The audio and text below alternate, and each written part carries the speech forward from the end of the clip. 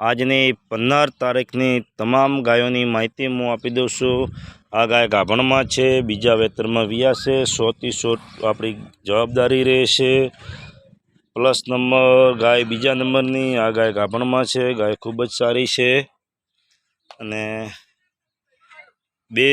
આ બંને ગાયો ગાભણમાં છે અને ત્રીજા નંબરની ગાય છે, બીજા વેતરમાં છે, બીજા વેતરમાં ગાય વિયાયેલી છે। 10 લીટર દૂધ આપણી પાસે આજની તારીખમાં 15 તારીખનું 10 લીટર 1% દૂધ હાજરમાં છે। આ બીજી આત્મા પ્લસ નંબર બીજા વેતરની ગાય બીજી છે, એનું પણ 6 થી 7 લીટર જેટલું દૂધ હાજરમાં છે। ગાયોથી ટોટલ 4 થી 1 આરી આ ગાય છે। આ ગાય વિયાયેલી છે। આ ગાયનું દૂધ આપણે જોયું નથી આજે, પણ તોય છતાં એની આ ગાયનું દૂધ કેટલું અંદાજે? એનો 7 લીટર જેવું દૂધ હારે છે, પરફેક્ટ યાદ નથી, પણ 7 લીટર જેવું દૂધ હાજરમાં છે। એક આરિયા લાલ ગાય છે, આનું પણ 8 લીટર જેવું દૂધ હાજરમાં છે। પછી એક આ બીજા વેતરની ગાય છે, ગાય ખૂબ જ સારી છે, એનું 7 લીટર જેવું દૂધ હાજરમાં છે। પછી એક આ ગાય છે, આ ગાય પણ વિયાયેલી છે। ચાલો આરિયા ગાય ગાભણમાં છે, 10 દિવસ લઈ લેશે। પછી એક આરિયા ગાય છે, આ ગાય પણ વિયાયેલી છે। ટોટલ ગાયો આજની તારીખમાં મારી પાસે 9 ગાયો છે અને 12 વાગ્યા જેવી હજી 2-3 ગાયો આપણી પાસે આવી જશે।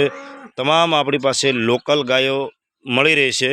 આપણી પાસે બહારની ગાયો નથી, લોકલ ગાયો રાખીએ છીએ। બનાસકાંઠાના આજુબાજુ વિસ્તારની, થરાદ તાલુકો અને ધાનેરા તાલુકાની આજુબાજુ વિસ્તારની ગાયો આપણી પાસે લે છે, ખેડૂત પાસેની,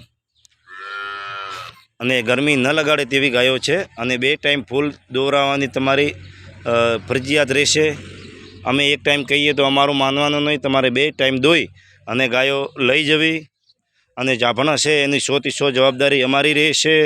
અને ગાય કદાચ પ્રોબ્લેમ તો હજુ સુધી નથી નીકળ્યું, કદાચ નીકળી પણ જાય, એવું નથી કહેતા કે ના નીકળી જાય તો પણ આપણે બીજી વખત ગાય બદલાઈને નહીં લેવાની, તમારા પૈસા રોકડા આપી દેવાના અમારે।